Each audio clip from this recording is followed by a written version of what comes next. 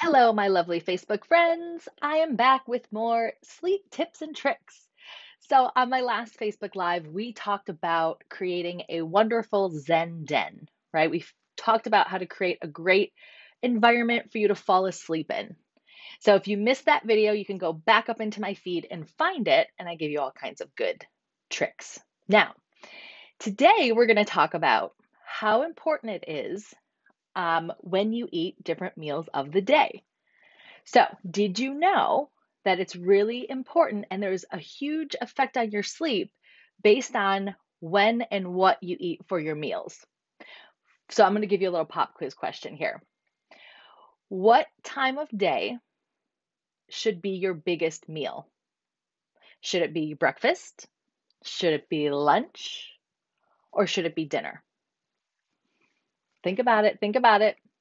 I'm going to give you time to shout out at your screen right now. Shout at your phone. Breakfast, lunch, or dinner? It's lunch. Your biggest, most nutrient-filled meal of the day should be lunch.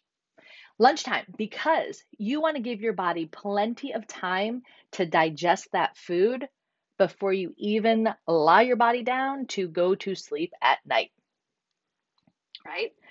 Think about this. If you eat a big meal at like 9 o'clock at night, and then you try to go to sleep, you're like, oh, like you don't feel like you feel like the food's up here. Like, think about that. Like, if you try to eat a steak dinner with a glass of wine at 9 o'clock at night, and then you go to try to go to sleep and you feel like, oh my God, I have heartburn and I can't get comfortable and I'm hot and because your body's trying to digest that. You don't want to eat that late at night or before you go to bed. So, you want to eat a dinner. Now, here's another little fun fact.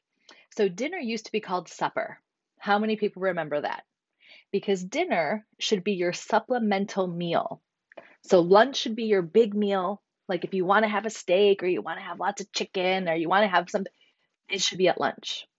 And then dinner should be a supplemental meal, aka supper, to give you a little something just to, make sure you're not having a sugar crash, make sure your body's getting everything it needs because it's a lighter meal 3 hours before bedtime, so that in that 3 hours, your body's digesting something easy to digest in that 3 hours. So by the time you go to bed, your body then goes into its detoxification mode, right? Because remember, we talked about when you sleep at night, your body's restoring, recharging, and it's detoxifying.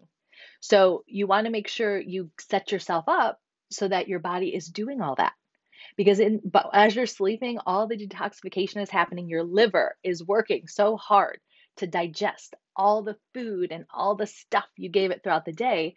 So by the time you wake up in the morning, you should have to go to the bathroom, you should be thirsty, and you should be hungry because your liver's like, got it all done, toxins out, bye, right? And then when you go to eat breakfast, you want to make sure first thing in the morning. So think of your liver like a sponge, right? Like it got rid of everything. So it's like, it's done. Now, first thing in the morning, you want to start to give your liver good soothing things, right? A good glass of water fills up that sponge a little bit, or lemon water fills up that sponge, that liver a little bit. Celery juice is really good. I can't say enough great things about celery juice, filling up that liver with good stuff.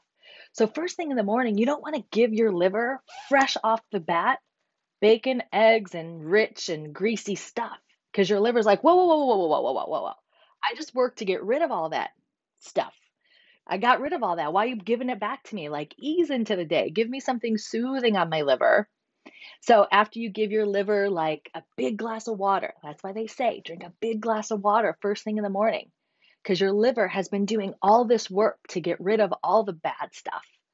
So, you want to reward your liver with a nice, good glass of water or lemon water or celery juice first, even before coffee. Then have your coffee. Then maybe have a smoothie. Then later on, later in the morning, then you can have a bigger breakfast because then your liver's kind of been like primed to like, okay, we're going to give you some food. Then you can have that big juicy lunch, whatever you want to have. Because I'm not even going to get specific about like nutrition for like all the, carb to protein to fats that you should be eating. That's another talk. This is basically just, again, simple information for you to kind of grasp so you know why you want your lunch to be the biggest meal. that you could possibly do. Then when you get to dinner, it's a supplemental meal, it's something lighter. You want to eat that meal about 3 hours before bedtime.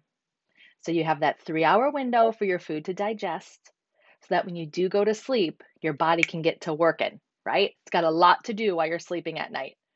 Um, so I hope that makes sense. And again, I'm giving you like as simple terms as possible. So for anyone out there who's watching who's a nurse or a doctor, I'm not getting super detailed with all of the systems and things like that. This is just information for you to kind of start thinking about and try it. See if you can kind of change how you eat your meals. Because I mean, we've all heard the stories where, someone's lost weight and you're like, oh my God, what'd you do? And they said, I just stopped eating after 6 o'clock.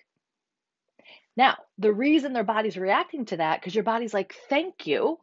You stopped eating at 6 o'clock, so I have time to digest the food. And then while you're sleeping, I have time to do all the stuff I need to do internally to detoxify and get all that stuff out of the body, right? There's science behind it. There's really good information behind it.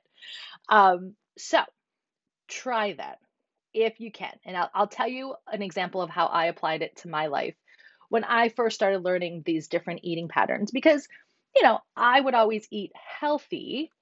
I like my chocolate chip cookies and I like a glass of wine. Those are my two vices, so to speak. So I still eat those.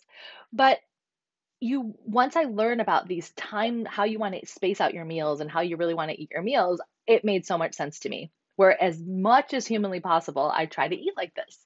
For example, teaching fitness, my work schedule would be like 4 hours in the morning, then a break in the middle of the day, and then about 4 hours at night. So I was lucky that I could go home and cook myself a really nice lunch and anything I wanted. If I wanted steak for lunch, steak. I'm classic for cooking up some fillets on a Wednesday for lunch. Like if I'm craving it, I eat it. So that's where you can do that, right? But then I would go back to the studio and be teaching, and I wouldn't get done until like 9 o'clock at night. So I would make myself a protein shake and I would put it in a jug like this. And then I would just sip my protein shake while I was teaching clients from 6 or 7. So by the time I went home, I technically had already had a supplemental meal. And then maybe I'd have like hot lemon water when I got home, or sometimes I would need like chicken bone broth. Like I wanted something warm in my belly before I would go to bed. So you can kind of play around with different things. Now, bone broth still has some like calories in it, so you don't want to eat that too close to bed. But if you do need something a little extra before you sleep, something light, right? Now, in a perfect world, right? Like there's going to be times when you're like, it's my birthday. I want to go out to a nice dinner with my friends. And yeah, do it. Live your life, right? But the times that you can kind of stick to this nice eating schedule, it's going to be better for your body. You're going to feel better, right? And it's okay if there'd be one day a week or a birthday party or a dinner event or a work event where you're going to eat late. I mean, that's life. That's what we got to do. Um, so I never want you to think like I have to do it like this every day, all day, 365 days a year. That's not realistic. You're going to set yourself up for failure. So when you can apply it, try it. See, kind of rhymed. When you can apply it, try it.